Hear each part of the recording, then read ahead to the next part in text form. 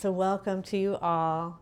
I would like to thank the Liu Shiming Foundation for sponsoring this evening and for being a great partner on many endeavors.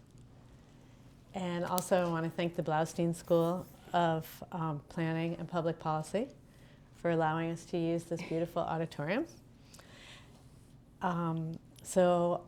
And also I would like to thank our panelists this evening,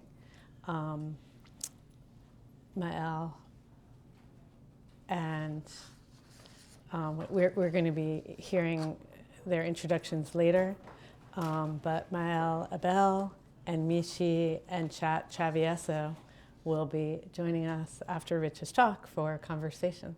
So thank you so much for being here. I'd like to say a few words about my friend, Richard Siggillino. Richard is a curator, designer, artist, and arts administrator who is responsible for the organization and facilitation of exhibitions at the Mason Gross Galleries here in this building. In addition to the gallery's annual rotating exhibition roster, Richard has also been instrumental in organizing special curatorial projects, including the exhibitions Jeremy Dennis, So Spoke the Earth, the Past and the Present, Dennis Red Moon Darkeem, Junctures, Melanie Yazzie, Memories, and Liu Shiming, Life Gives Beauty Form. In 2023, Richard was the recipient of the Liu Shiming Foundation's inaugural research fellowship to study the life and artistic legacy of the artist in Beijing. And he focused on the artist's relationship to the rapid transformation of Beijing's urban landscape in post-reform and opening up China, and the artist's broader historical legacy within the lineage of modern Chinese sculpture. Richard studied here at Mason Gross, earning his BFA in visual arts with a concentration in painting and design. As an artist, designer, and researcher, his work explores the intersections of language and technology and how the codification of social spaces shapes relations between memory, desire, the environment, and our collective understanding of what is possible. So we're all very excited to hear this talk.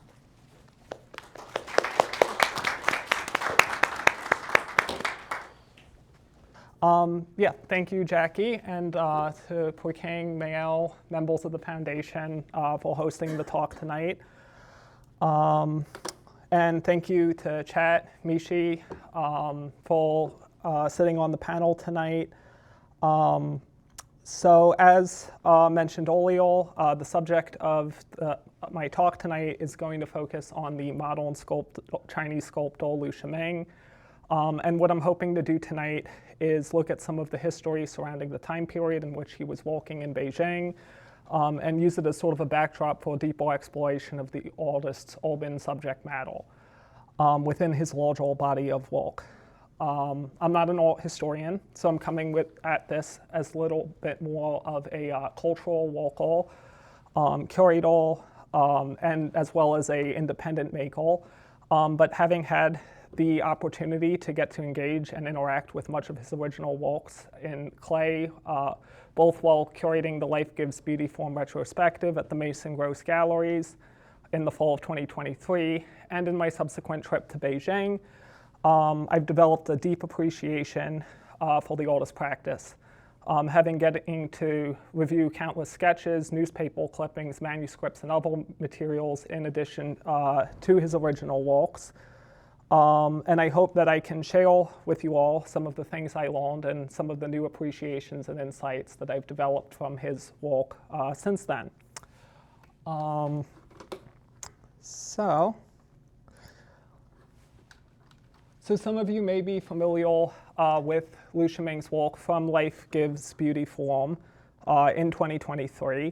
For those who are not, when we say that Liu Shiming is what we would consider to be a modern Chinese sculptor, we mean that while much of his work was made quite recently, from 1980 onward, he received his academic training from artists such as Wang Linyi and Xu Beihang, who were among who taught at the Central Academy of Fine Arts in Beijing and were one of China's first generation of artists to go to France to study classical realist Western traditions in painting and sculpture, the École Nationale Supérieure des Beaux-Arts in Paris.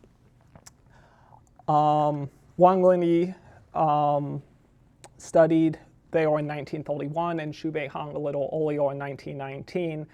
And they were both very instrumental in shaping artistic discourses and curriculum in China's academies during this time period. During their times studying Europe, both these artists were trained in techniques of European classical realism and sculpture, with limited direct exposure to modernist developments in the avant-garde that were happening in the city at the same time. From very early on in their artistic careers, both artists sought to incorporate different components of Western techniques and styles that they had learned into traditional forms of Chinese painting and sculpture.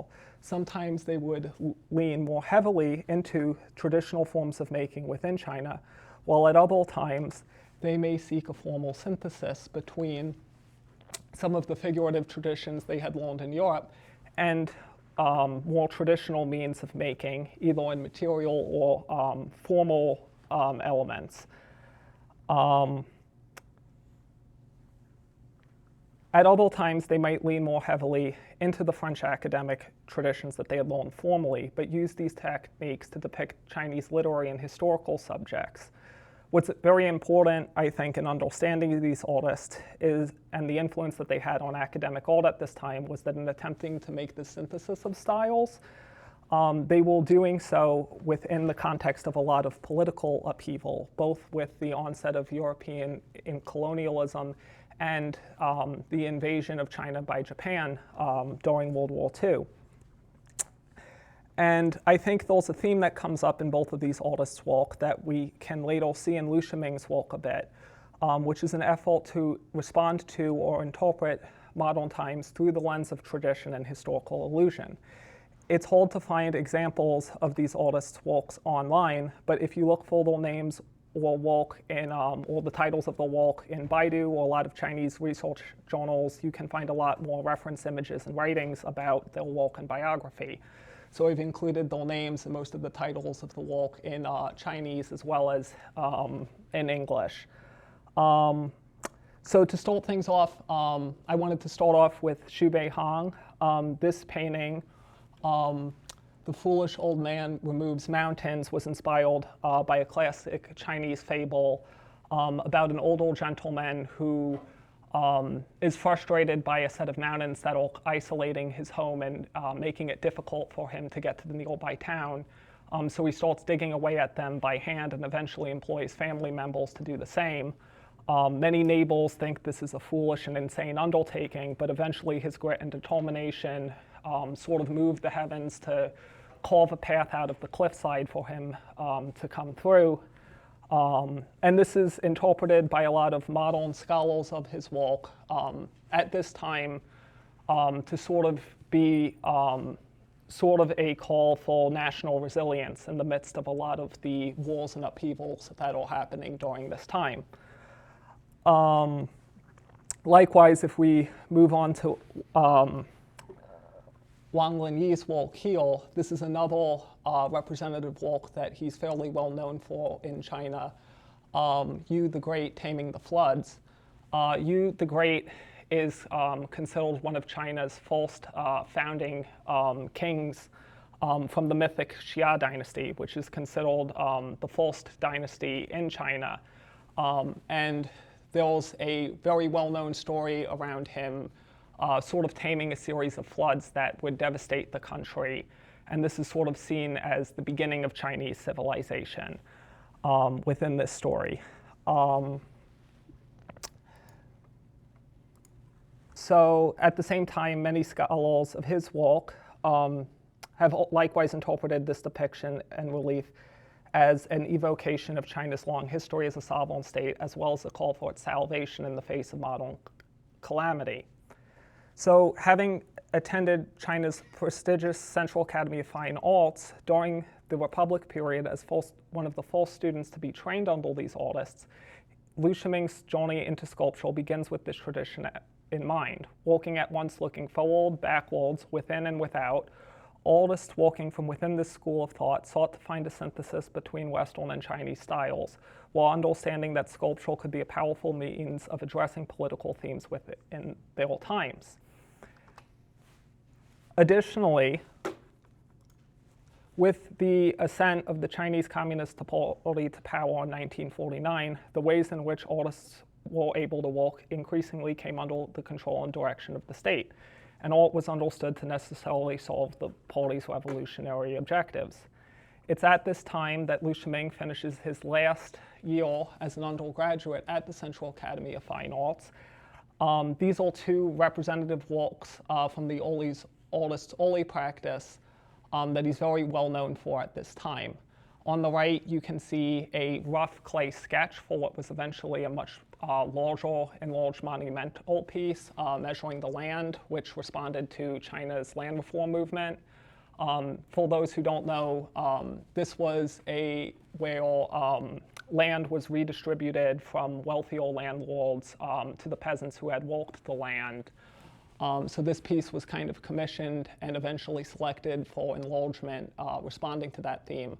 Likewise, Splitting the Mountains to Bring in Water was commissioned to sort of capture the spirit of the Great Leap Forward within the context of the kind of work that was being done at that time.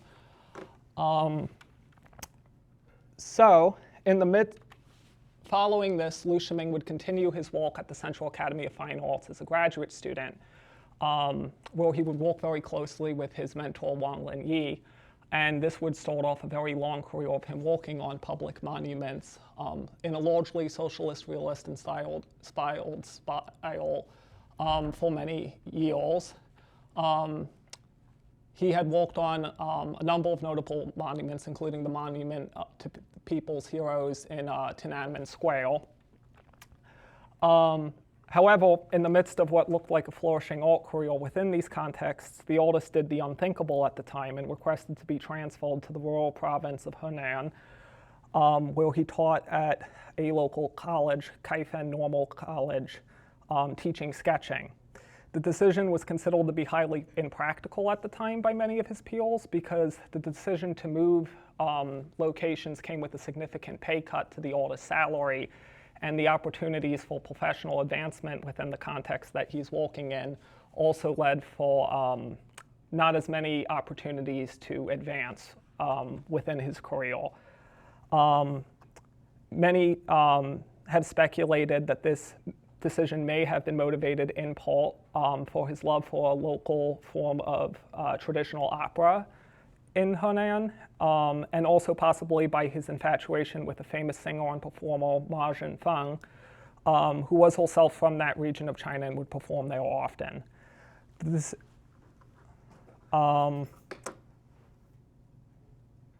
So after leaving for Henan, he resided there for almost 10 years. Briefly after arriving, the school that he taught at was shut down, and he was sent for re-education in the midst of China's then ongoing cultural revolution, where artists and academics faced an increasing amount of political pressure but eventually, after that period, he would return to teaching at Kaifeng College.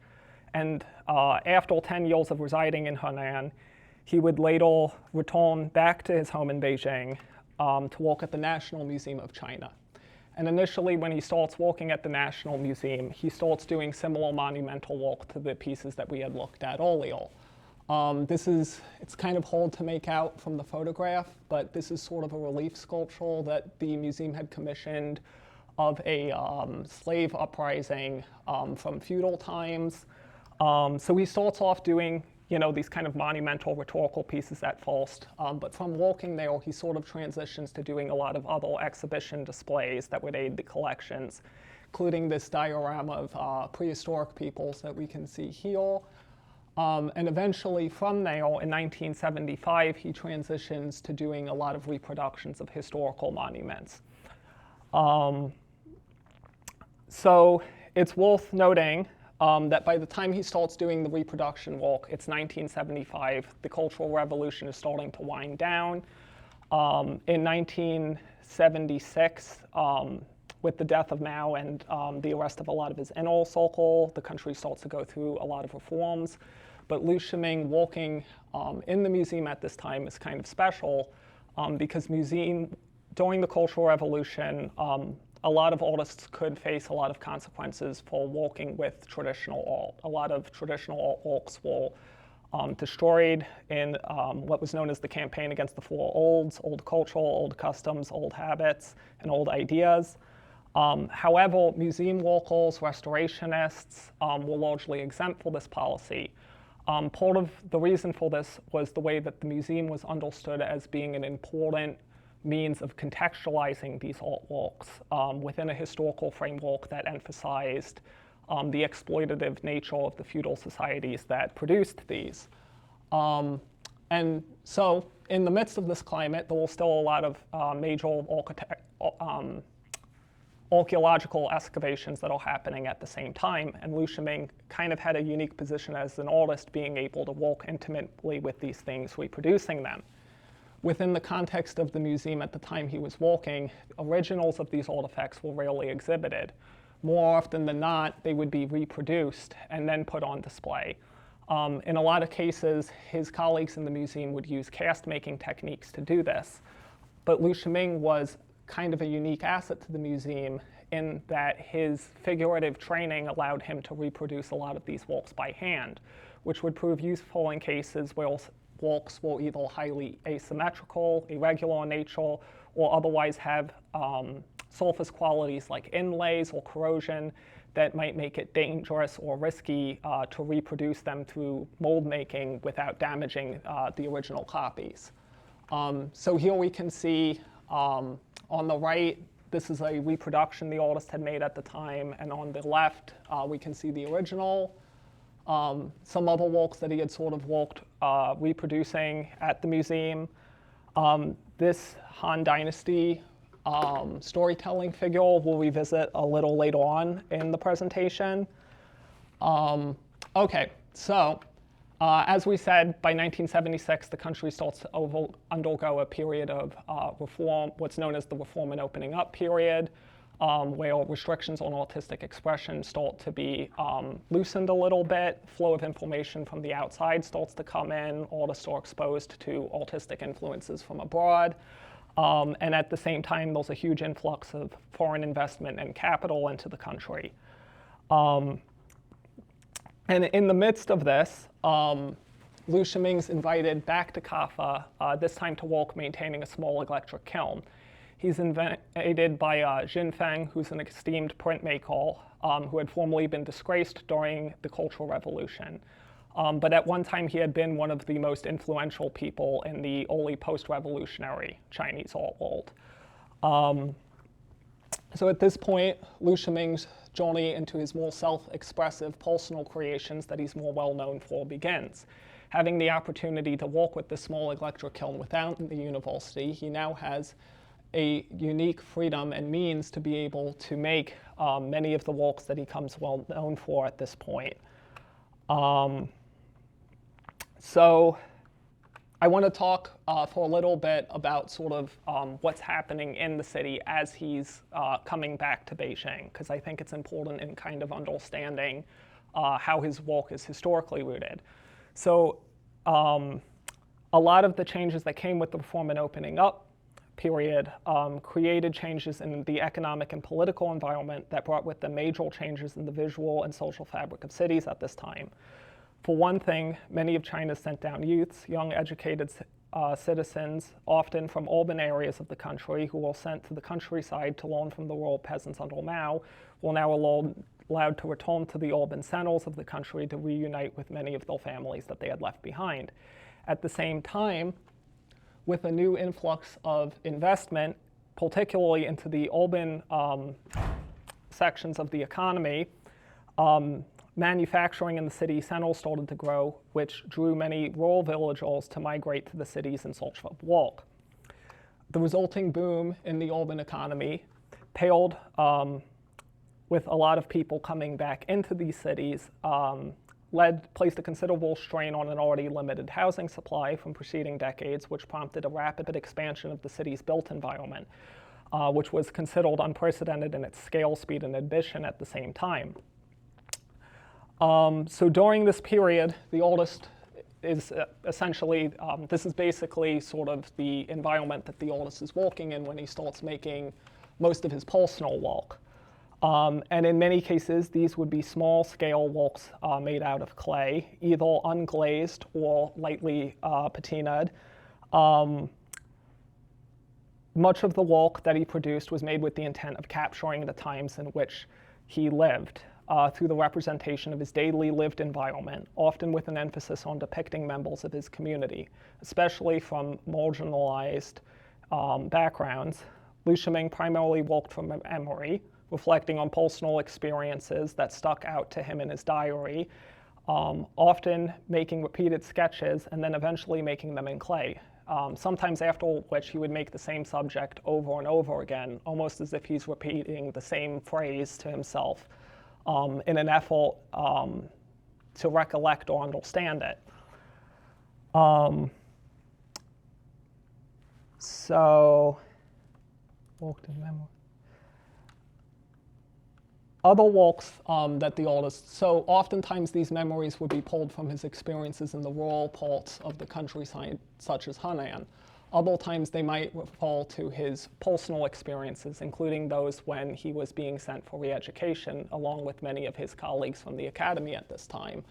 Other times, the memories he'd be pulling from were a little more immediate and could include observations of street life that the artist made, from the model environment in Beijing following his return to the city, which was again characterized by a rapid set of social, physical, and economic changes. Still yet, other works, again, made reference to traditional Chinese and literary historical subject matter. So to me, looking at the work that the artist produces during this period, I think it's tempting to conclude that the work represents a continuation of some of the artistic discourses he inherited from his teachers like Xu Beihang and Wang Linyi, where Western classical methods of making and figuration are sort of renegotiated with Chinese historical means of making sculpture, in that the artist is either pulling from tradition on a formal or narrative basis, but is doing so with the intent of using traditional methods and themes to comment on modern realities. The connection here might seem a bit remote at first, so I've included a set of works and sketches that I think work especially well to illustrate this component of the artist's thinking. So here, over to the right, you can see the original sculpture of that Han Dynasty storyteller figure that we were looking at Liu Shiming's reproduction of earlier. And over to the left of that, we can see a sketch for this other sculpture that he makes of a folk singer in 2006. And if you translate some of the annotations that he has on this sketch, he's writing about how he's sort of conceptualizing this piece as a modern counterpart or foil to the Han Dynasty storyteller figure to the right. And to me, what that comparison establishes is that he's kind of thinking of the ways that traditional artistic languages can be employed to address modern subject matter. And I think we can see this in a number of other sympathetic portraits of residents of the city that he makes at the same time, such as this street vendor selling CDs at a local market, or this mother who's propping her child up in a train station due to a lack of seating from a especially busy commute. This piece in particular, to me, feels somewhat formally resonant with some of the historical artifacts that he's making, in that some of the slip, glaze, and patina work would seem to suggest a process of historical aging or weathering that's similar to those artifacts. And I think revisiting some of the rural subjects that we were looking at earlier, this makes for an especially apt comparison. So these two sculptures that you can see to the right all personally inspired works that the artist had made. And then these two sculptures to the left are also Liu Shiming's work, but are rather reproductions that he made professionally within the museum. So you can see that there is some formal resonance between the both. Well, there's a similar treatment of patina and coloring. And as it would stand, when I was reading through writings about Liu Shiming's work, other scholars such as Chu Shuhao have made a similar connection in research and analysis before. So this train of thought is something that is widely discussed at this point in circles in China. Looking at other ways in which Liu Shiming presented modern subjects while evoking traditional artistic languages at that time, we can see that much of his attention is also paid towards working people within the city.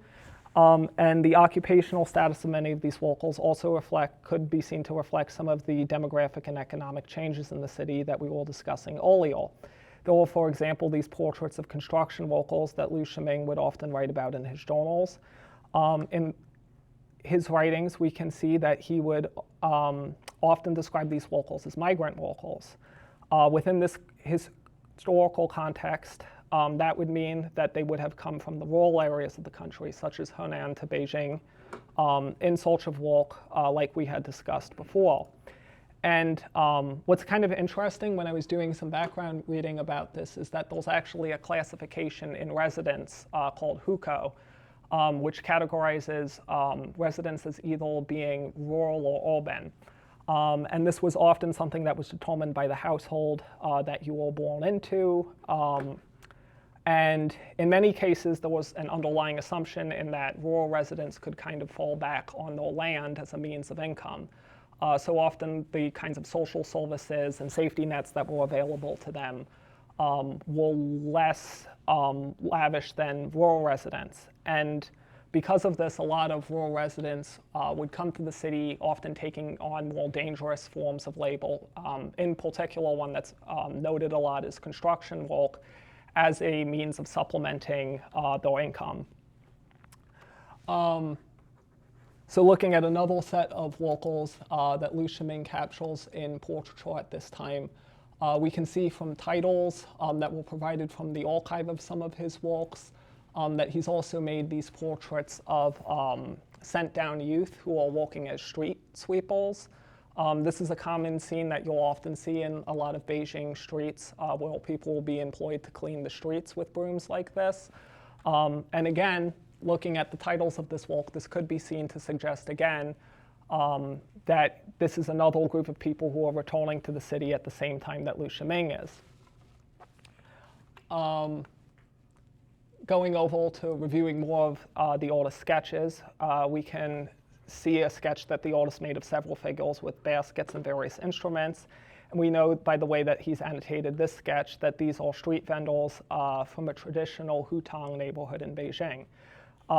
We'll return to hutangs in a little bit, but these were especially tightly packed traditional modes of housing characteristic of the city center that have their roots back all the way in the Yuan dynasty in the earliest days of the city. From another sketch here, we can infer more specific details about some of the other subjects that Liu Shiming might be engaging with through transcriptions of annotations in this sketch that were later translated. We know that in this sketch, the artist is kind of making a note where he's remarking on the ingenuity of people from Henan in converting a wheelbarrow into a sort of rickshaw cart that they would use as a taxi service. But what's interesting in this is that in writing this, he goes on to say that they're doing this by Qianmen Arrow Tower, which is a famous landmark in Beijing, not Henan. So this might lead one to believe that these would, again, suggest subjects of these drawings might have been migrants from the same region that the artist had lived for the preceding decades. Here we can see another sculpture of a street vendor with a similar kind of bicycle cart selling vegetables. And again, from the title, this would seem to be a street vendor that specifically was from one of those traditional hutang neighborhoods that we're going to revisit a bit again. So this is another portrait of a quintessential form of street life at this time, where a man is operating what's known as the popcorn cannon. This was a common way of making and selling popcorn in China that's fondly remembered by a lot of residents who were around when these were more popular. For the unacquainted, this was a device where a large number of popcorn kernels would sort of be loaded into a pressurized chamber and then heated over an open fire. And after a significant amount of pressure had built up in the cannon, the chamber would release, resulting in an explosion of freshly popcorn kernels in a bag. This would make a really loud noise and would often, it was often a spectacle that would attract a lot of children or nearby pedestrians. But again, I think what's interesting in this work is that, again, you can see from the glaze work that the artist might be suggesting a kind of weathering or historical aging in this process. And indeed, this has become less and less of a sight in the streets of Beijing as a proliferation of modern appliances, such as microwaves or electric popcorn makers, made this practice more and more obsolete as economic conditions improved. Just because I think it's a little hard to kind of see what's going on just from a still image, I've also kind of included a video of what one of these things would have looked like. So you can see it's kind of being like heated up here and toned to prevent any burning. And then he's sort of releasing it, and you can't hear because the sound's down, but there's a really loud bang, and children would often, this was something that was very exciting to a lot of people. So yeah, so that's another kind of example of street life that he's capturing at this time. This is another scene that would be pretty common in streets and alleyways during these decades. It's an outdoor shoe repairman. A lot of cases, these types of street vendors might set up in local alleyways and streets.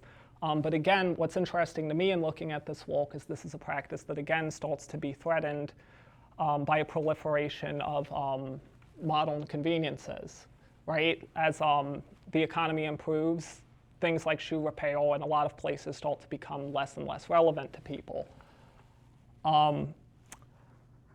So far we've been discussing the way Liu Shiming is incorporating traditional formal sensibilities into his work and how he's using that to capture street life from the modern and shifting urban environment which he lived. And we've also discussed some of the discourses in the Republic-era sculptural pedagogy and the way that this way of working may have had subtle roots in it. But I think one has to ask why the artist would be drawn to depicting modern subjects in the style of the Han Dynasty sculptures in particular, as is indicated in this sketch. And to me, I think a potential answer to this question in my own read of the artist's work could be revealed in a novel set of subjects that don't necessarily strictly pertain to the urban environment, but still say something interesting about the way that the artist is responding to the times that he's living and the world around him. So here we can see another set of sculptures, this time of sheepskin raftsmen. Sheepskin rafts were a traditional form of water transportation used to bring people and goods along the Yellow River. At one point, it was a common means of transportation and commerce, but of course, likewise, it began to decline in the modern era. By the 1990s, due to a combination of social and economic factors, the practice was barely kept alive as a means of commercial activity, but its purpose had sort of shifted and morphed to becoming more of a novelty and a tourist attraction. We can see this shift embodied in these two sculptures quite clearly. On the sculpture to the left emphasizes the physicality of the life of the raftsmen. The body of the figure is hunched over, straining to carry the raft on their back, presumably on the way to or from a shore on which it would be docked. In contrast, the raftsman in the sculpture next to it has softened and is much older now, gently steering the boat along for a much younger child in front of them, as they point a camera out at their surroundings, possibly one of the tourists who may have paid to travel along the river at this once ubiquitous and suddenly archaic means of transportation. And when reviewing the archives of materials that was left behind in the artist's studio, I became really interested in his newspaper clippings. I think there's something about like making the deliberate effort to cut something out and keep it with you in your studio that shows that in some way it's resonating with your thinking in some way. And the artist had making a number of clippings of newspaper articles pertaining to sheepskin raftsmen. And something that kind of cuts across all of them is there's this theme about how they're being endangered and they represent a forgotten folk custom that's kind of being erased in the face of these rapidly changing urban and economic contexts. So this article in particular is talking about how changes in a local town's water regulations are threatening to outlaw people from writing these things in the local waters. And then it cites residents that complain that this change to the waterway regulations might lead to a loss of living cultural history. Here's another more visually striking article from the artist studio that kind of shows this juxtaposition between tradition and modernity. And this is likewise about a father and son, duo where the father has made a living from this tradition and whose parents had made a living from this and whose son wants to become a taxi cab driver due to better pay and conditions for that line of work.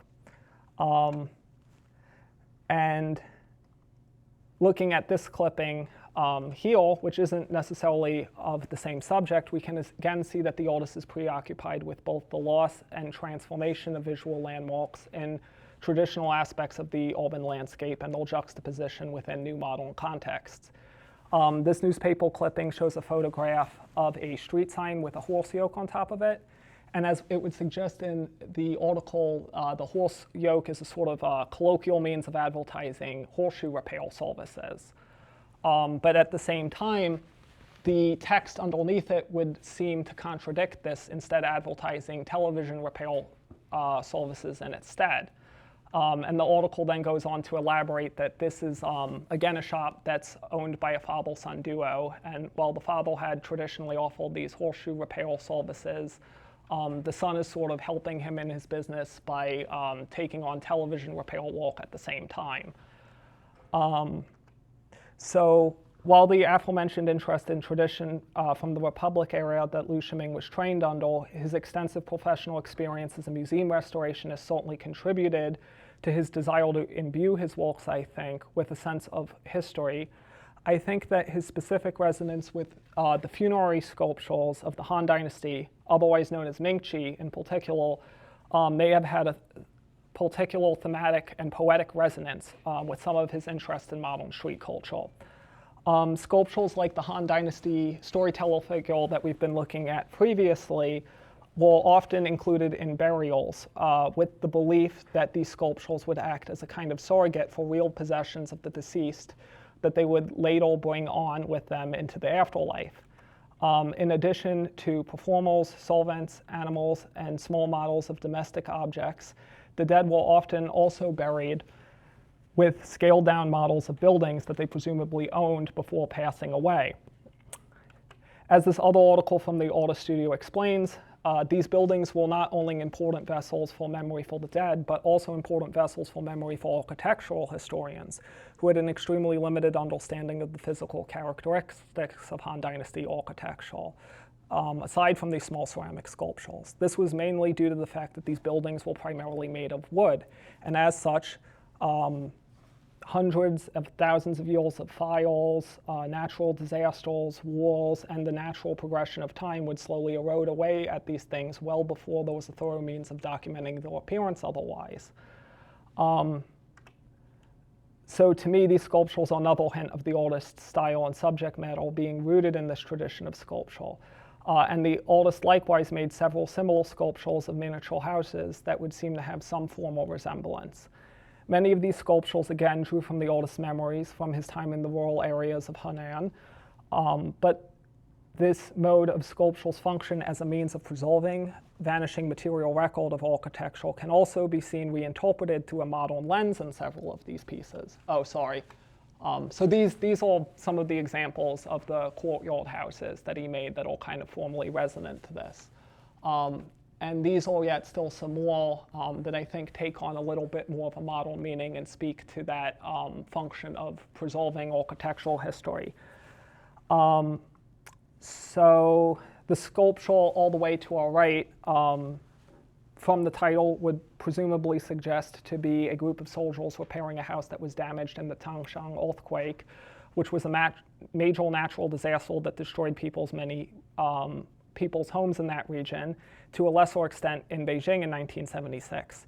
We know from journal entries from the artist that this piece may have been either autobiographical or at least details in his personal life may have caused him to have a great deal of empathy with this subject because he writes about his house being affected in this disaster. The sculpture immediately to our left of this might seem superficially at first glance to be something similar, but in fact it's actually showing a resident left in the remnants of their home after it's been demolished under a policy known as Chaiqian, or demolition and relocation. This was a policy that became very widespread in the 80s, where residents would be forcibly relocated from their homes, oftentimes traditional Sahaeyuan neighborhoods that weren't as conducive to large street volumes of street traffic, and in the midst of these demolitions they'd be replaced by sprawling high-rises or modern apartment complexes, or in some cases commercial developments. So returning again to this sculpture, how do we know this? Well, if we look on the back of it, we can see an encircled walled chai, or demolish. And this was a common marking that was often used by the authorities to indicate buildings that had been slated for demolition. And indeed, this topic, I would also say, continues to have relevance into the modern era. This is a photograph from 2012 of the demolition of famous Chinese architect Liang Sicheng's traditional hutang, traditional Sahaeyuan home in Beijing. Liang Sicheng, in addition to being considered one of the pioneers of modern Chinese architecture, was also a fierce advocate for the preservation of old Beijing's architecture throughout his career. And he had lived in this traditional form of housing in the city himself. So when his home had been demolished, it did spark again these ongoing conversations about architectural integrity and how this policy affected the living memory of the old city. Hutangs are one of the oldest forms of housing in Beijing, one of the oldest forms of neighborhoods in Beijing. They were composed of small single-story houses known as Sahaeyuan, like the one that's pictured from a sort of semi-bird's-eye view over here. And they were interlinked by narrow alleyways, which were often too narrow, as mentioned earlier, to accommodate street traffic, and consequently will often travel through primarily on foot or bicycle. These neighborhoods are characteristic of Beijing's traditional architecture. The Hutang neighborhood has its roots going all the way back to the early days of the city, starting back in the Yuan dynasty, but some scholars have suggested that the basic design of the Sahaeyuan housing unit that makes up these neighborhoods is even older, dating back to the Han dynasty, and features 4 small housing units that are interlinked by a common courtyard. So you can see the first is sort of the north-south axis gate entrance where you would come into this courtyard, and this would sort of interlink the other wings of the home. And traditionally, these houses were shared by multiple members of the same family, with households of several generations living in each wing of the Sahaeyuan, fostering deeper family ties that were bonded by a shared notion of public space. Later, under housing collectivization, in the decades preceding the reform and opening up period, multiple separate families would often come to live in each wing, making these spaces even more tightly crowded and arguably even more socially intimate. As more and more residents flocked to the city, either returning home from the countryside or arriving as new arrivals in search of work in this new booming urban economy, Many of these neighborhoods became even more tightly crowded, and with some residents opting to build temporary housing structures in the middle of these courtyards, formerly shared between members and family members. In some cases, residents would leave their belongings out in the narrow alleyways due to a lack of storage, which again offered a more immediate view of one's neighbors' daily lives for those living in these neighborhoods. Here we can see some street vendors setting up a shop along one of these alleyways, which was also another common site that I think also connects to some of his social portraiture that we were looking at earlier. This is another sketch that the artist made, again, of what appears to be a Hutong neighborhood. And you can see pretty much every house in the sketch is, again, marked with the marking slating them for demolition. And as it would stand, his home was itself demolished and replaced with a more modern apartment building in 1993. The official reason for this demolition was that the building had become dilapidated over the years and had been unsafe to live in. I couldn't determine from the archive if Liu Shiming's house had been demolished under the exact same set of policies mentioned earlier, but this sketch that the artist had dated by hand to 2002 might seem to suggest so if you look at translations, again, of some of the annotations. You can see there's sort of a family leaving a demolished house in the back, again with the chai marking over it. And then when I was looking at transcriptions of some of these annotations, what's interesting about this is it specifically suggests that this demolition is in Xicheng district, which was where the artist had lived in his own Seheyuan prior to its demolition. The demolitions of these traditional forms of housing in the neighborhoods were, of course, a great matter of concern for artists and architects alike, partially because they amounted to a loss of visual culture and history. They think that Liu Shiming's affinities to traditional funerary sculptures is interesting when looking at the way that the artist concerned himself with these developments, because these forms of sculpture worked to preserve architectural memory. But as I did more research, this is what I thought was kind of an interesting comparison. So we can see those two sculptures of Liu Shiming that we were looking at before, and to the right is a much older Eastern Han Dynasty Mingqi sculpture from a tomb, which is of course much, much older. As I was doing research into this policy, I became interested also in the way that the changes to the built environment may have also affected the social relationship between residents of the city that Liu Shiming paid such close attention to in much of his works. And in doing this, I came across some field work, such as that of the urban planning thesis by Jasper Goldman at MIT, where residents of Beijing who had been affected by Chaiqian, specifically within the context of Beijing's traditional Hutong neighborhoods, were interviewed. And in many cases, former residents of Hutong neighborhoods whose homes had been demolished were relocated from the center of the city further out to the peripheries of Beijing to make way for the new commercial housing projects. And in many cases, residents expressed dissatisfaction with their new homes despite newer amenities because they felt socially isolated by both being moved farther away from their neighbors, but also because they felt that the physical layout of this architecture was less conducive to the tightly knit social relationships between residents that characterized much of the street life in Hutongs. In many ways, with Liu Shiming's case, he was luckier in that while he did need to temporarily relocate due to the demolition of his home in 1993, where he would temporarily live in another Hutong near the city center, he was at least allowed at first to return to the housing complex that replaced it, where he would live from 1994 to 2001. However, due to a progressive illness that affected his ability to use his legs, which got progressively worse as he got older, he was forced to relocate, as he had specifically been relocated to a sub-basement unit within this apartment, which became increasingly difficult to maneuver as his use of his legs became worse and worse.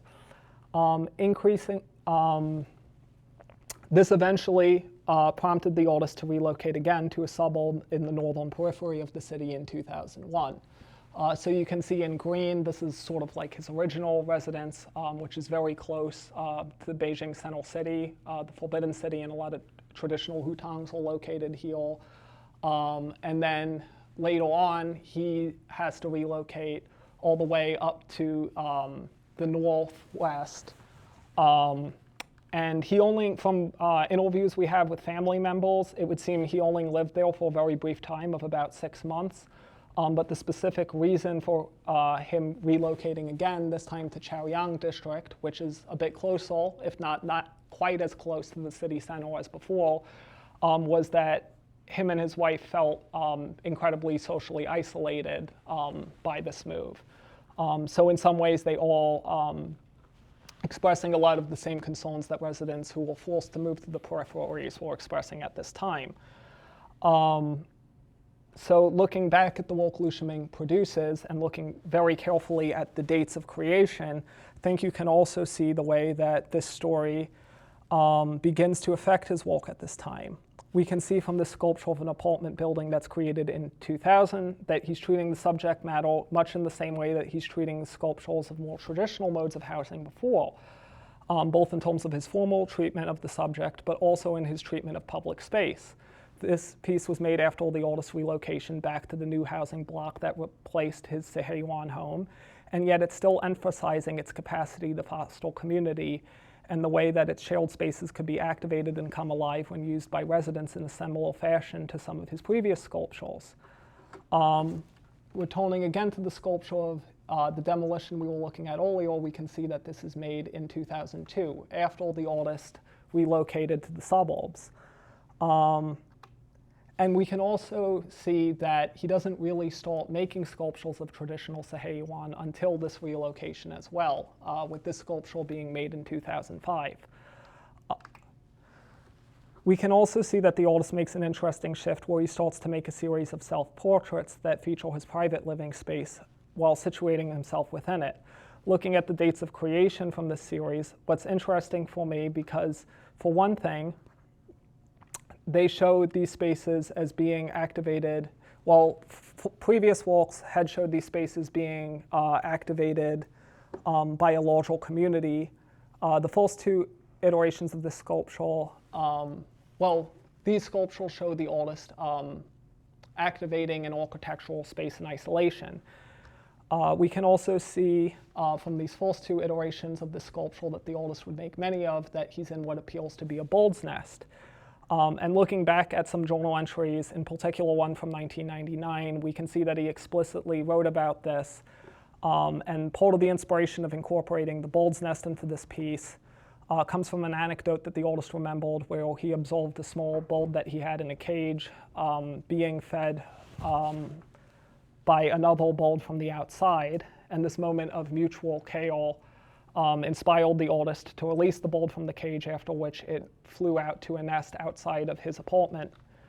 In some way, I think that the use of the nest within this sculpture hints that this story may have resonated with the artist because he related to the feelings of isolation that the bird may have felt at this time. Perhaps the artist saw his eventual return to his residential neighborhood following the demolition of his home as a return to his own nest in some sense. This is another sculpture that takes a much more direct line of inspiration from that same anecdote. And then looking at another piece that he makes in the same series later on, this time in 2002, again after his relocation to the suburb, we can see that this future iteration of the piece, the artist is no longer within a nest, but rather on the belly of a tree, and now has a pair of binoculars that he's using, presumably to view the outside world from a great distance. To me, both of these sculptures seem to resonate with what many people affected by these kinds of relocation cited at this time, a sense of isolation and longing for the close community ties and lively public spaces that had characterized much of his daily life against the backdrop of their former homes. This is another sketch that the artist made of what looks like a modern apartment complex. And the dating of Liu Shiming's sketches is a little more sporadic than his ceramic sculptures. But what's interesting to me about this piece is the way Liu Shiming makes a point of rendering both the common courtyard and also the gate around the apartment, and opts to omit any other details of the surrounding city. When I was doing a lot of research about residents and how they felt about these relocations, many of the research seemed to suggest that a lot of the buildings residents were relocated to were often gated apartment complexes, which was a much more common phenomenon among the middle classes in China than it is here. I think that he may have been paying special attention in the to sketch out the way that these buildings are enclosed and isolated from their surroundings here. So I hope what you can take away from tonight's talk is that in his daily observations of the environment and communities in which he lived, Liu Shiming's work embodied a pivotal moment that marks a major turn in the architectural and social landscape of cities like Beijing. Working from the artistic lineage of earlier eras, he made a radical shift later in his life, turning away from his training in European classicism and realism to embrace and explore ways that China's own artistic traditions could be accessed, employing rich, formal, and sometimes narrative allusions to comment on the times in which he lived, evoking the language of funerary sculpture, in particular, drawing from the time working as a museum restoration. Much of Liu Shiming's work could be said to offer a material record of a country at the precipice of transformation, in much the same way that its older counterparts worked materially and formally to preserve a much more distant past that also risked being forgotten. The artist had a deep love of his community, but also a sensitivity to how certain concepts of progress could be problematized in the ways in which they threaten the survival of folk cultural traditions and the living urban landscape. This is another quote from the artist's diary that I thought resonated with a lot of the things that we were discussing tonight that I wanted to share. In the 1980s, there were 1 billion people and 900 million businessmen. Now there are new changes. The bottom of Beijing's Yuanmingyuan Lake is going to be waterproofed. It will become Big Lake, which is like a swimming pool, reminding us of the role of modern technology in China. Farmers use chemicals to make brightly colored vegetables and grains, adding engine oil, adding hormones to chicken and inferior milk powder have resulted in a number of big-headed babies in rural areas. Now there's a popular saying, we need to fence in the Pacific Ocean, tile the Great Wall, install elevators in the Himalayas, and embellish the equator with gold. And indeed, this concern of how memories of the past and the integrity of history within the built environment not only would affect artists of Liu Shiming's generation, but also later generations to come. While not necessarily paving the equator with gold, artists like Zhang Wang commented on how the destruction of historical facets of China's historical architecture were at the same time juxtaposed with new imitations in the same style in the face of an increasingly commodified built environment and landscape, and how this both extended and disrupted objects like the Great Wall's historical meaning in the present day by inlaying parts of the wall with gold bricks. Even earlier than this, 1 year after the demolition of Liu Shiming's home in Xicheng district, when the old campus of the Central Academy of Fine Arts, where he had worked, making much of the work that for well over a decade, was also slated for demolition to make way for a new mega mall at the behest of a commercial real estate developer in Hong Kong, artist Sui Jianghuo, then professor at CAFA, would collaborate with Zhang Wang to stage an exhibition in the rubble of their former classrooms in protest of the destruction of the old campus. Here we can see documentation of Sui Jianghuo's performance Ruins, where he would continue to teach in his classroom in the midst of its ongoing active demolition. Now, artists that we're looking at here, of course, from a younger generation, and in the wake of a much more relaxed flow of information from abroad, and in the midst of the reform and opening up period, they had more immediate exposure to contemporary and avant-garde developments in artistic practice from abroad, such as site-specific installation and performance. So the formal qualities and visual language of the work is quite different from Liu Shiming's. But I think that looking at the work in tandem with his is interesting because it helps illustrate how concern around the effects of these changes and the policy of Chaiqian, more specifically, the rapidly changing pace of life cut through multiple artistic discourses across generations in China. Many of the demolitions and their effects Also, this is another artist that's a Beijing resident that's specifically commenting on hutong demolitions. This is Yin Xiuzhen, who collected physical remnants of the demolished hutongs and kind of reinterpreted and rearranged them in this installation, Ruin City. And at the same time, in other urban centers across the country, other artists were likewise commenting on similar changes to the built environment. Here we can see a performance by Li Yilin, safely moving across Linhe Road. Li Yilin was a resident of Guangzhou. And this, oh, sorry, this is actually incorrect slide.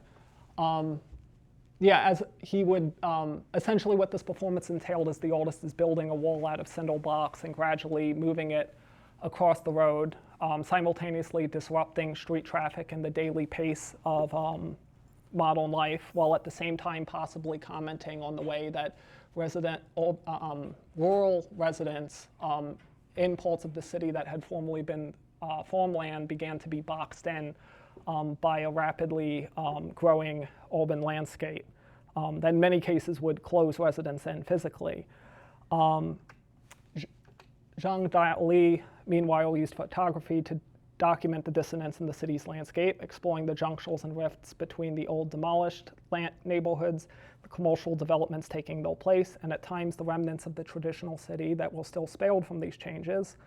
Often he would mark a recurring motif of a head in profile, either with spray paint or by carving it out by hand out of the walls in some cases, which the artist would later identify as a kind of self-portrait in interviews.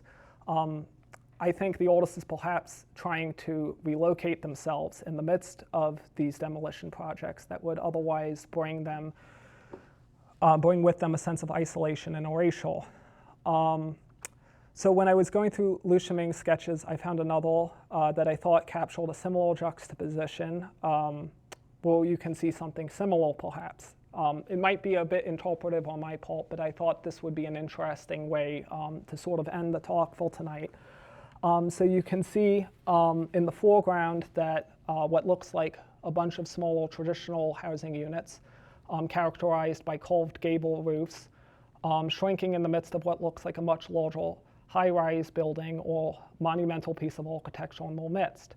To the right of the sketch, the artist appears to have written a phrase, which is highlighted in red here, Lao Wai Lao, which translates to towers beyond towers. After that, there's another phrase inscribed, 9 out of 10 rooms stand empty.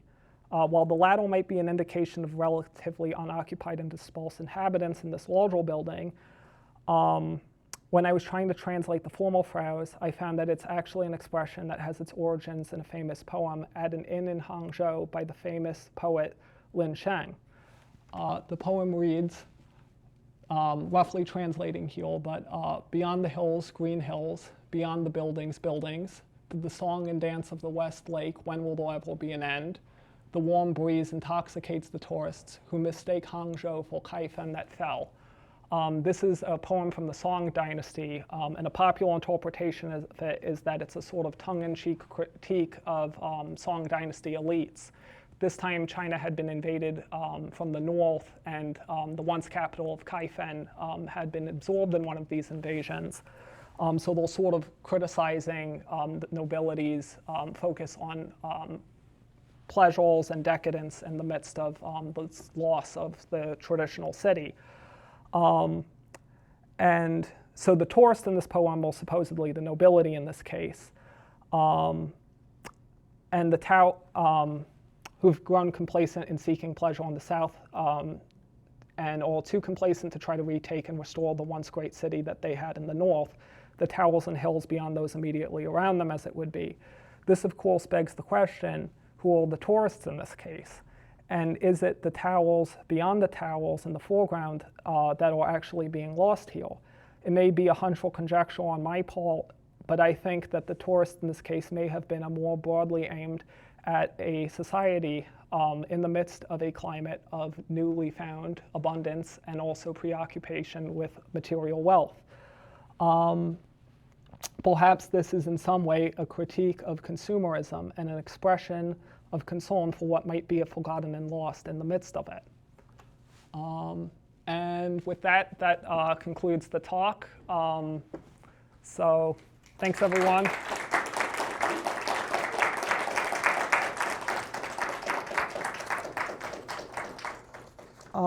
So now I'd like to turn things over to our lovely panelists who've offered to join me for a brief conversation following this lecture. Misha, Chat, and Mael. If you guys want, we can just kind of set up over here.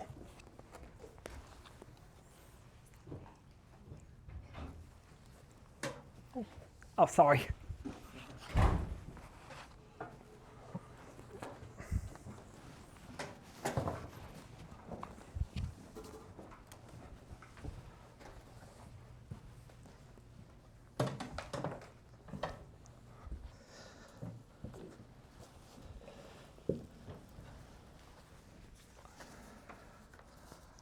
Okay, so I wanted to start things off with you. Throughout the presentation, we talked a bit about how Liu Shiming was responding to the policy of Chaiqian and a lot of the demolitions of the Hutong neighborhoods in Beijing Central City. A lot of your research deals with examining how residents in other cities, Shanghai and Guangzhou specifically, responded to this policy, and how the law acts as a tool that's both used to legitimate this process while also serving as a tool for residents to air their grievances and concerns around it. While I was reading some of your research on this policy in preparation for this talk, I saw that part of it involved extensive interviews with residents affected. Beijing is, of course, a very different locale than Shanghai or Guangzhou, and the ways these cities grew during this period were, of course, different. But I was wondering if any of these issues that we've been discussing in this talk or any of the autistic responses that we've been looking at resonated with anything you heard from residents during your field work, and in particular, when conducting interviews with them. Yeah, certainly. Thank you, Richard. So it's I really enjoy your talk, and because you your talk that I think illustrates China's great urban transformation really well by tracing one artist's life story and his artwork. So I really enjoy it. So Chaiqian, which translates directly in English, demolition and relocation, is well, let me provide a statistic to show you, to let you guys know that how significant this process is. So between 1990 and 2005, in those 15 years in Shanghai, more than 1 million families were relocated. And if we think, okay, on average, 3 people in a family, then I think we can all appreciate the magnitude of that process. And about 91% of them, depending on, roughly more than 90% of them were relocated to places other than their original neighborhoods. So I think some of the artworks really speak to that urban transformation process and how ordinary people got caught up in it, and there's just nothing you can do about it. So I think Chaiqian is probably one of the common life experiences that many Chinese people share. And I think the impacts are on many levels. There are personal impacts. And you talk about, a sense of isolation, gated communities, the separation of where you live and the rest of the city, the loss of livelihood. But I also think there's another dimension which I believe arts can be a really powerful media through which to shed light on that aspect, which is that Taichen is a highly politically contested process. Oftentimes you can't really talk about it, well, openly, and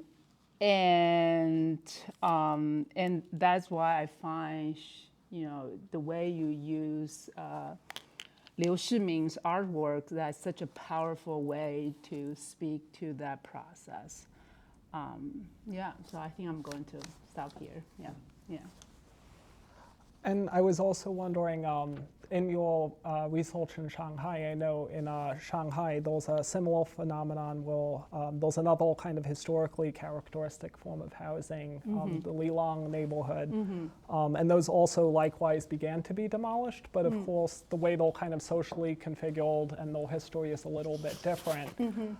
Did you find when you were interviewing residents in Shanghai that there were similar concerns about a loss of like either historical or cultural integrity that came with those demolitions, or did their concerns from your experience seem to be more aimed at some of the other changes, such as changes to livelihood or just the effects of relocation more broadly?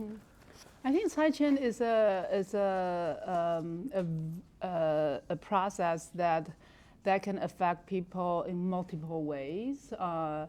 Especially for the older generation, there's a sense of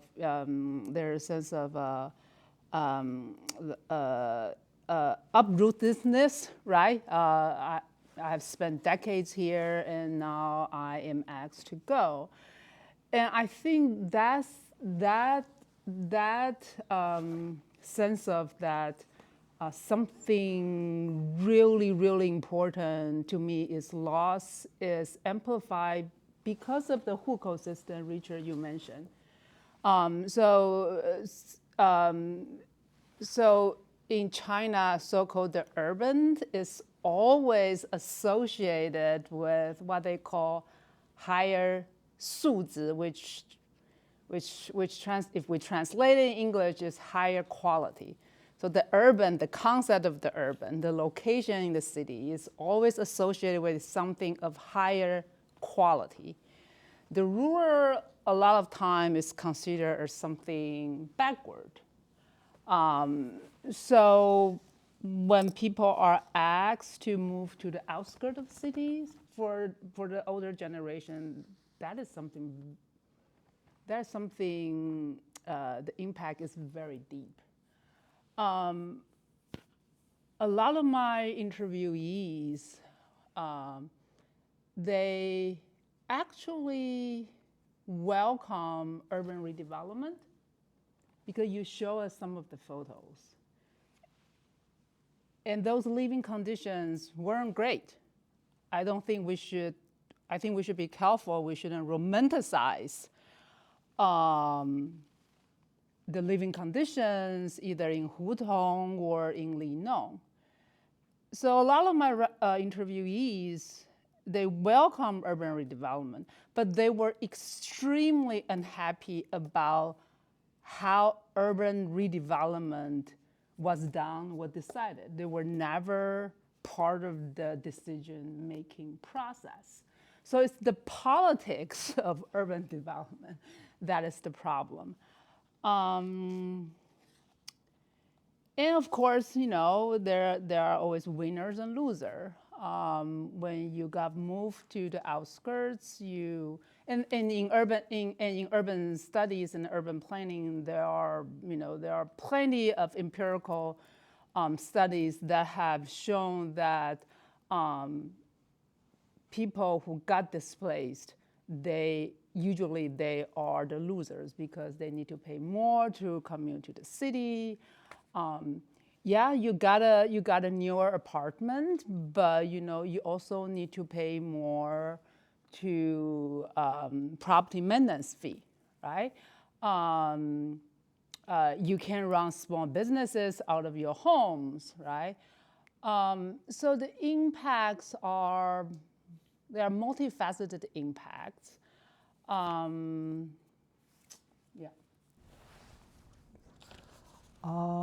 And I was also wondering, in doing your research, if you had a sense about how the popular understanding of this has changed over time. How has its legacy been understood from an urban planning perspective in a more modern context? Has the policy's understanding sort of shifted over the years, or the new developments in the way that it's kind of being carried out or manifesting in the built environment? You mean the Taichen? Yeah. How this policy has evolved? Yeah. Yeah. So.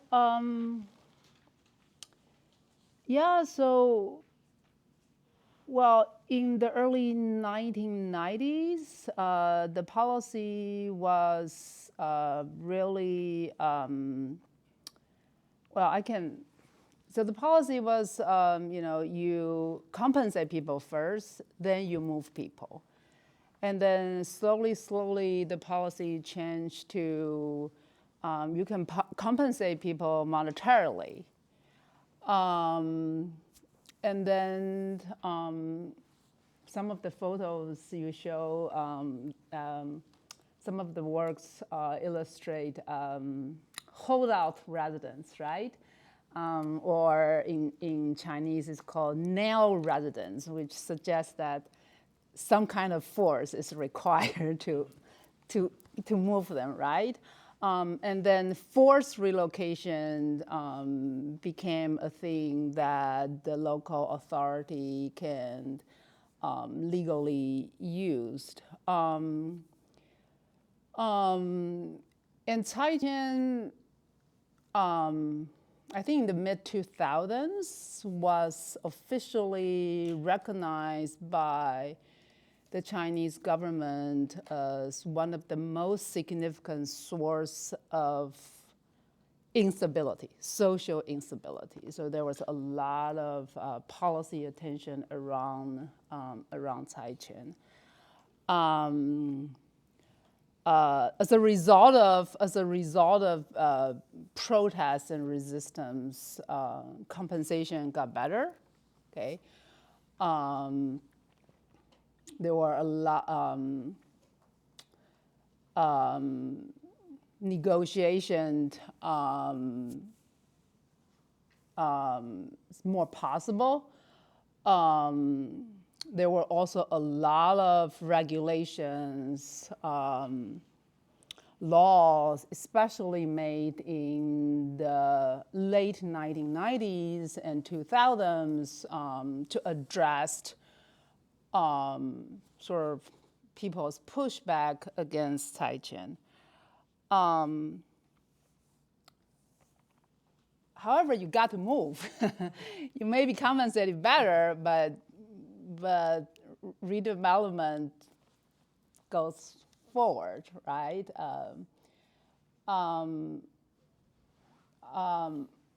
Yeah. Well, thank you. Now I'd like to turn things over to chat a bit, to talk a little bit more about how urban scale can affect the creative process. So when I was looking more into the history of hutongs during this talk, I realized that a lot of the street scenes that Shiming was depicting were things that were very close to him in his living situation. And as mentioned earlier, a lot of your work functions on a public scale and also involves the process of trying to understand and reflect the life experiences of people in your community in a way that also is very up close and engages with people's daily lives in some way. You've particularly done a lot of community engaged public works projects like in the Bronx and the greater New York area. And there were a few projects in particular that I thought might be interesting to discuss in light of Shiming's work. In particular, Sit Anywhere and Yes Loitering you grapple with the ways that the built environment can sort of be transformed to foster public spaces that are more accessible socially, sometimes physically as well. In your work on each of these processes, there was a phase of research and engagement with the community stakeholders in order to understand how they would like to see these spaces transformed. I was wondering if you could speak a little bit about both of these projects, and going off of some of the things that we had discussed in the presentation, some of the social transformations that happening in Beijing, as well as Mishi's comments about similar transformations elsewhere in mainland China. Was there anything that was brought up tonight that reminded you of issues that you came to contend with these projects or other creative projects? Yeah. Well, first of all, thank you, Rich, for inviting me to be part of this panel, and really excellent talk. I mean, I really enjoyed it and I learned a lot. Yeah, so like you mentioned, a lot of my work is, I make public art, and these have architectural urban interventions, and a big part of this work is thinking about the existing built environment and the everyday use of the space. And the work itself is not starting from scratch. It's very much building off of what's already happening in the space, both the physical context as well as the social, cultural, historic context of a site. So I was really inspired by the presentation and Liu Shiming's work and this idea and interest in the everyday and the kind of social life of public spaces. For that project that you mentioned, Sit Anywhere, there are actually variations of that project. I did one called Sit Anywhere Borinquen Plaza, and that project is specifically looking at a public housing development in New York City, in this neighborhood in Williamsburg, where it's kind of a naturally occurring retirement community. A lot of people have aged in place. And a lot of residents will take their own kind of lawn chairs and sit on the sidewalk, even though the development has a kind of internal courtyard. Nobody was hanging out there. Everybody's sitting in the sidewalk, which kind of, a lot of the images that you showed kind of reminded me of that kind of social environment along the street, because that's where the good people watching happens. That's where the good conversations happen. And that project started because I started having, I lived right around the corner from there, and I just started having a conversation with my neighbors, and just talking about like, oh, there are no benches here, but you take down your own lawn chairs. What would it be like if there was a bench here? And was lucky enough to create these interventions, these kind of foldable benches. But it was very much building off of like where I had a series of workshops, and part of it was like thinking about what would be the best location for this. The folding element of the project was also thinking about some of the residents who use wheelchairs wanting to still be able to sit next to their friends and neighbors.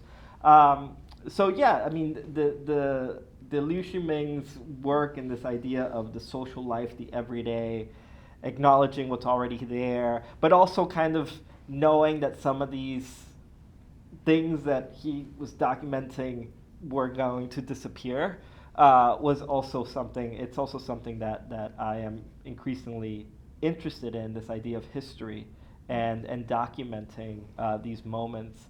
I'll briefly talk about Yes Loitering, because that one is kind of connects to some of the things that Misha was talking about, that this idea of who is at the table making these decisions. And for that project, Yes Loitering, I work with a group of young people to think about how can we create a more open and inclusive space for young people, specifically Black and brown youth, who are not only excluded from public spaces, but actually actively criminalized for just hanging out, in a park or the train stop.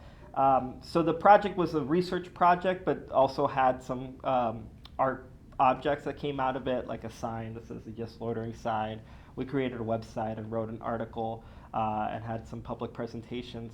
But the work is very much thinking about who has been systematically excluded from urban development processes as well as decision-making processes, and rethinking that. So yeah, it's really inspiring to see this work in relation to some of the things I've been thinking about. Thanks. Another thing I was thinking about a lot, like when doing research for the presentation, was how both specific and relatable some of the themes that Liu Shiming is dealing with are. And I was kind of wondering, I think people all over the world in some way, shape, or form do deal with issues of spatial displacement, memory, and erasure, and that in turn kind of made me think of the work that you've been doing with David, with the Memorial Homes exhibition collaboration that you've been working on together. Can you speak about some of the inspiration behind this project and what it will entail? Do you think that Liu Shiming's work might be helpful in any way when thinking of artistic responses to local histories in New Brunswick? Yeah, absolutely. Yeah, and I was jotting down notes the entire presentation. Oh, I got to show my students some of these. So just for some context, I am teaching a course this semester. It's a graduate seminar course that is kind of linking with a course at Blaustein that's looking at the history of this public housing development in New Brunswick, known as Memorial Homes, also known as New Brunswick Homes.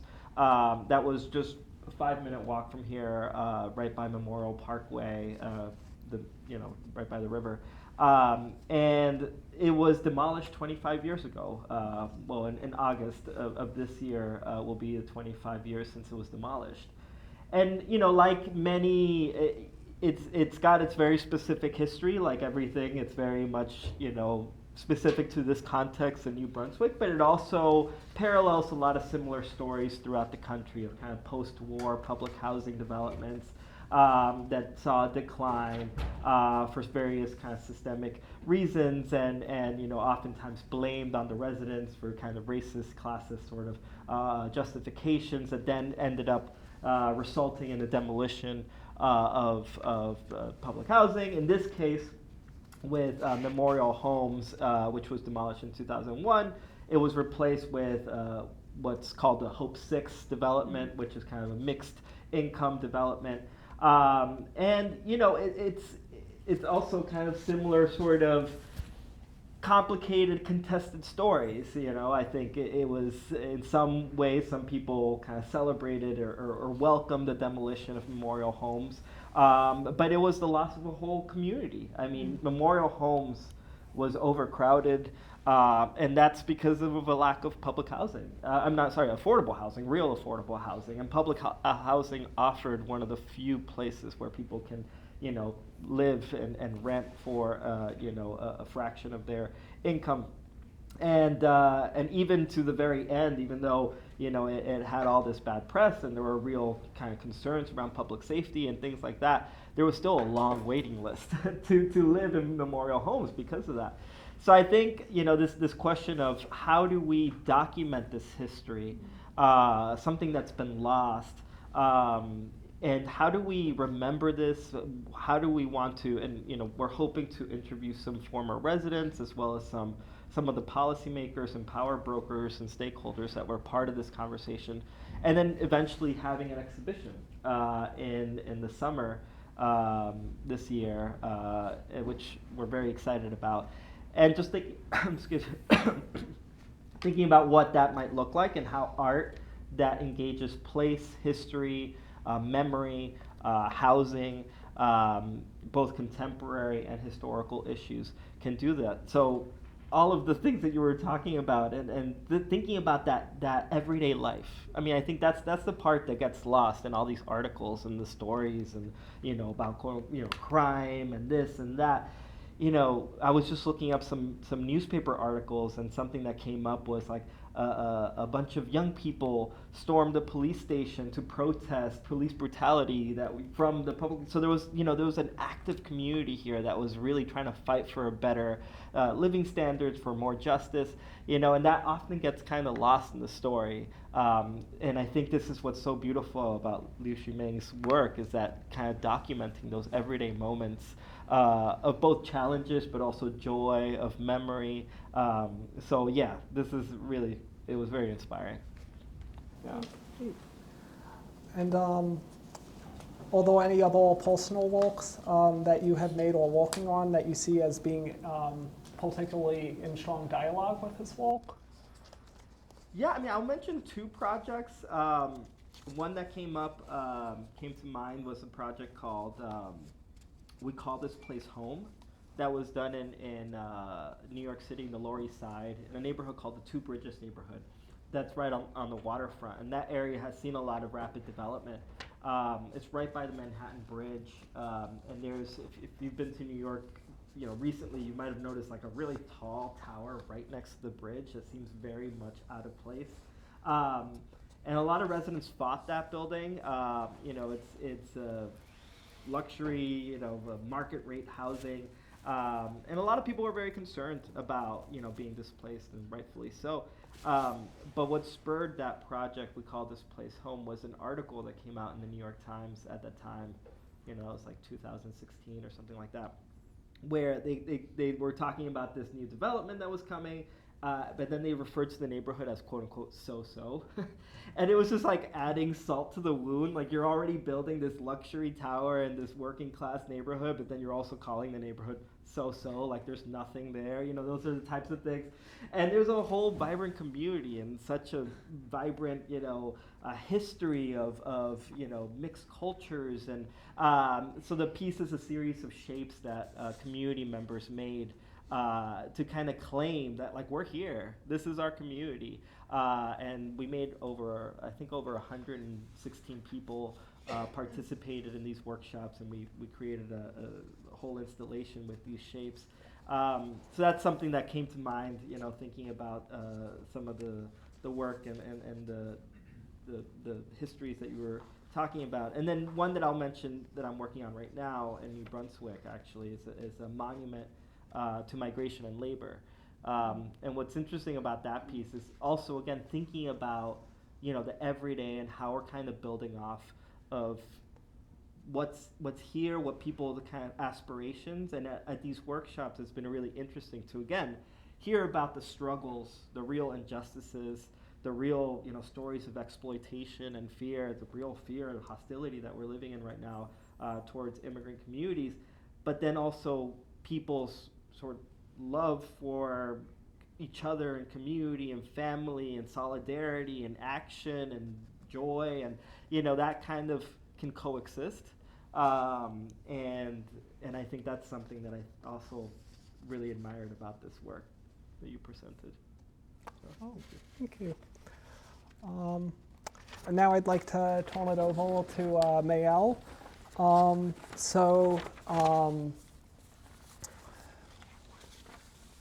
Maëlle Ebel is known for building autistic communities and fostering collaboration with artists, collectors, and institutions internationally. She is the inaugural gallery director of the Liu Shiming Art Gallery.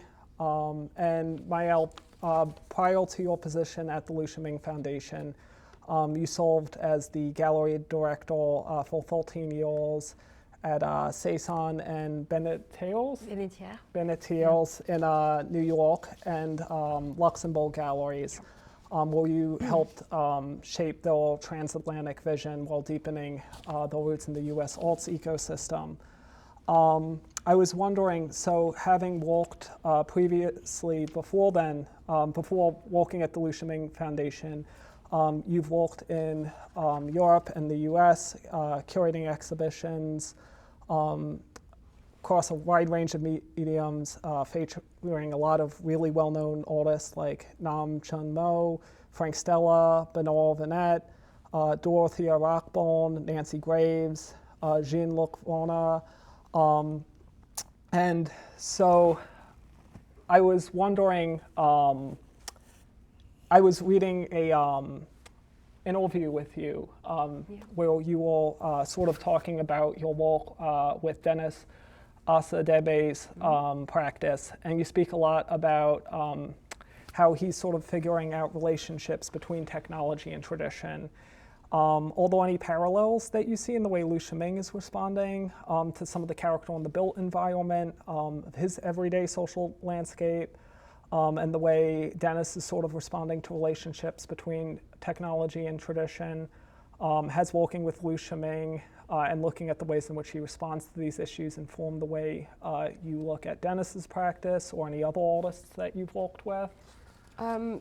Well, with Denis Osadebe, who is a Nigerian artist, he's based in Lagos, Nigeria. He, like Liu Shiming and Denis, has like very two different practices.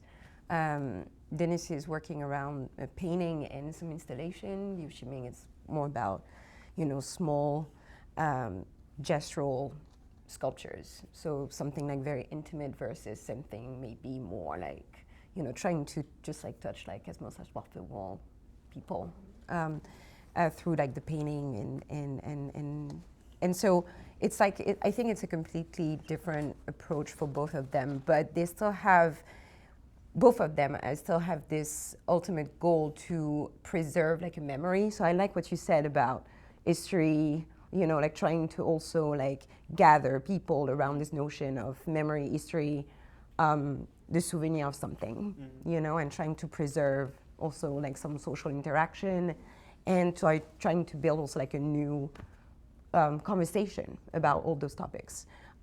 So I think like both of them are aligning with this idea of like defending the memory of something. For Denis, his paintings are like very focused into like the mask, which is like something very common in the African culture, but they are combined with like some very like technological items like a USB card or things like that. Liu Shiming is, I think, preserving the idea of and also like the life of people, of the everyday people.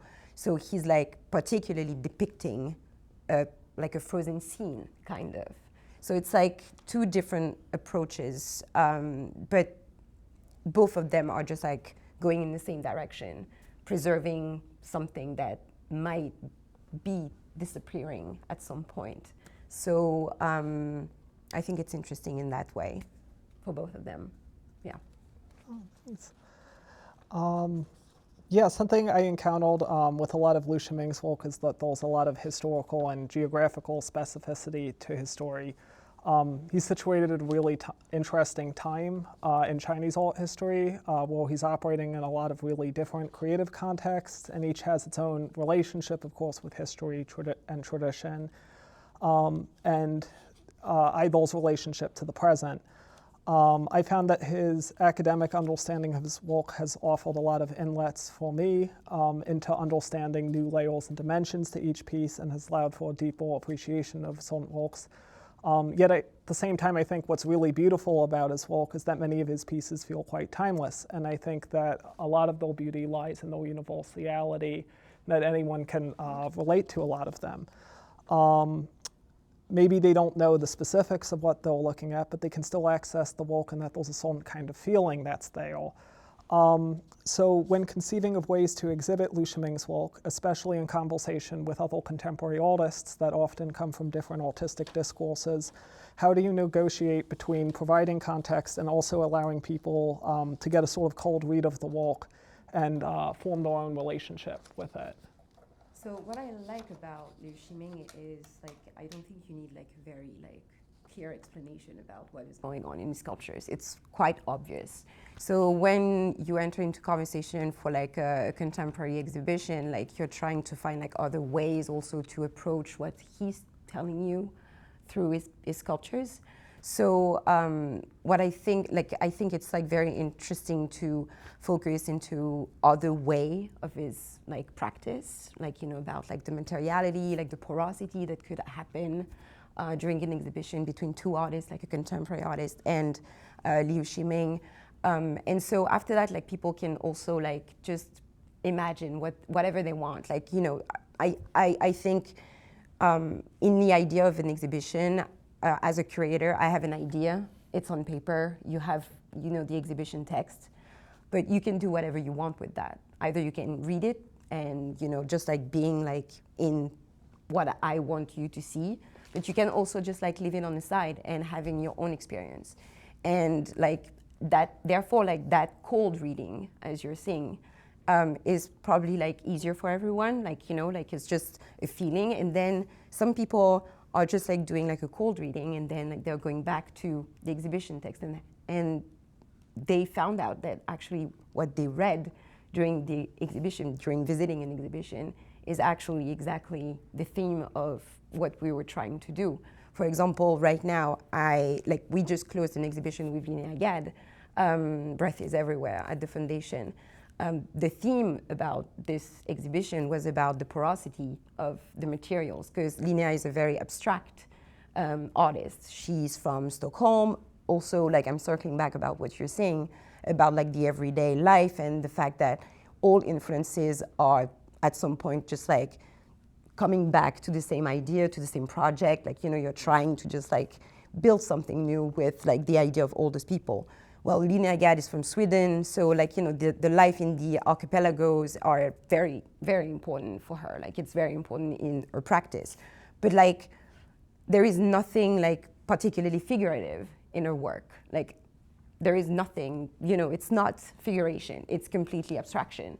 But the fact that she's also like using some materials that are significant to her into her practice, and then putting that into abstraction in conversation with the porosity and with like the theme of Liu Shiming, like depicting the everyday life, is like very interesting, because the porosity comes through like the material, the vision, like the way they're manipulating all the you know, the clay, the bronze, like the way they're approaching the material is very important. And then like there are some similarities in their approach in that way.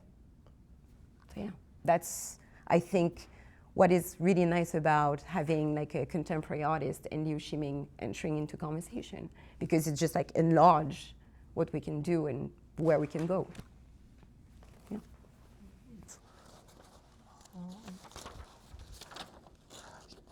Yeah, I always think that looking at artists in different generational contexts is really strong opportunity for different resonances or sensibilities to kind of emerge. Sometimes the way they differ can kind of lead for kind of a rich negative space between what both of their works represent. And sometimes, yeah, they can also kind of clarify points in either of their work that would otherwise be more subtle to the viewer. A lot of work that's being done at the Foundation involves exploring the artist's legacy both through traveling and local exhibitions, as well as placing the artist in conversation with a lot of established and emerging contemporary artists. Are there any parts of Liu Shiming's personal story that you think young working artists today can learn from that are especially valuable early on in their careers? Yeah, I think the fact that he went to the countryside was a very bold move. You said it, like you said it during your presentation. You said that it was like a very bold move, that nobody was like believing in that move. Like, you know, it was risky to do that. I think, like, I'm not saying that everybody has to go to the countryside, but you know, like I think young artists should be curious to go and see something somewhere else. You know, like just like to put themselves out there.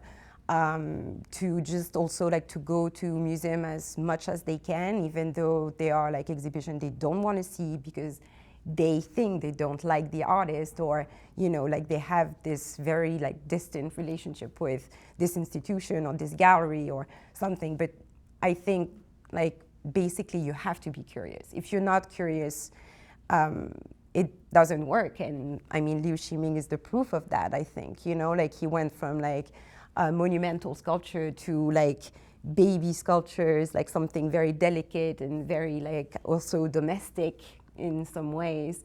So I really do think that you know, having multiple experience in your life and being able to, I'm not saying that you have to again, because like also you have to be able to afford it and just like to be also in a good state of mind probably to do that. But I mean, I think you can experience curiosity and change through like multiple and different like experiences. So yeah, put yourself at risk. It's at some point, you know, like I've been to many exhibitions with artists that I was like, I'm not really fond of this artist, of this practice. And at the end, I was like, that was actually a very nice experience. And it just like elevate my way of thinking and the way I was like viewing, you know, like just in terms of like scenography or like approaching like sculpture, painting, completely different. It changed completely my vision on certain things. And I think that's a very nice thing to do. So yeah, go out there. Thanks. That kind of brings me to my other question, which is that a lot of what we've been talking about tonight involves the way that architectural space informs social space, and how that can in turn affect artists' creative sensibilities. Having walked in a variety of different cities and scenes throughout Europe as well as in New York, do you ever find that the layout of cultural space informs the kinds of artistic sensibilities that emerge within those cities, and the way that the artists choose to be in dialogue with their physical environment? Yes. I really do think that the place you are influence your practice. I'm from France. I'm French, so like I can definitely tell like the difference between like, you know, the French angle, or at least maybe like the European angle and versus the American angle, like in the practice. I remember like the first time I was visiting like studio visits here in the States, I was like, okay, it's like, there is like some kind of, maybe like some freedom, I don't know, like something that like you guys are like very like, without complex to just like let go and try, actually. And I think it's great. I think it's great. Maybe in Europe we are in this very like framed workspace, you know, like even in the studio, like it's very like you have to have references, like academic references to kind of justify what you're doing. So like everything is like very, very much maybe referenced, sometimes in a good way, sometimes in a bad way. And I would say that also like this without complex, you know, of doing and trying things in the States, for example, it's also in a good way and in a bad way. But I think you're pushing here, like artists are pushing a little bit more. And it's ended up like being like very interesting in the way that artists, young artists, are approaching this, like the dynamic of the art. But I think it's also related to, you know, the cities and the pace of like, you know, like the structure where you're living. I mean, New York is like never stops, right? Like you have to be on top of things all the time. You have to work hard. You have to work fast. You have to meet people fast. You have to make the connection fast. Like everything is like moving all the time. I would say that in Europe, it's more like, it's slower than that.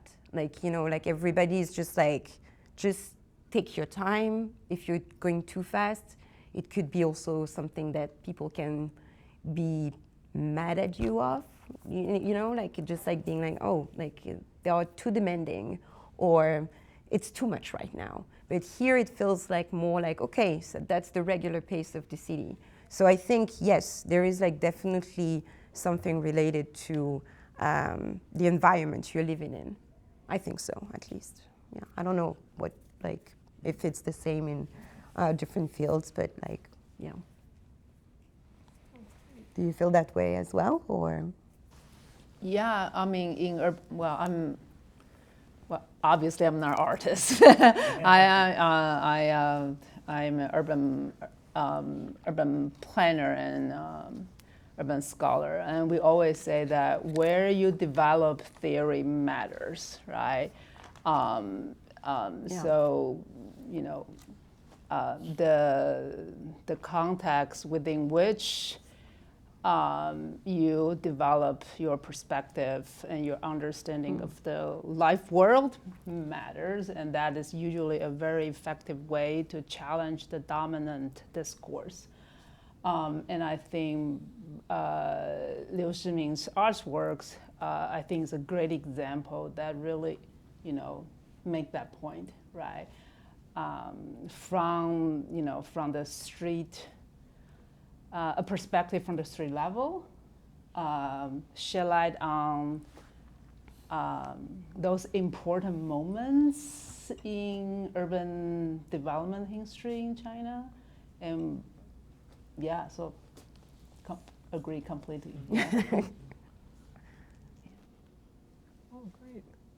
Well, thank you guys. Thank you. Thank you. Thank you.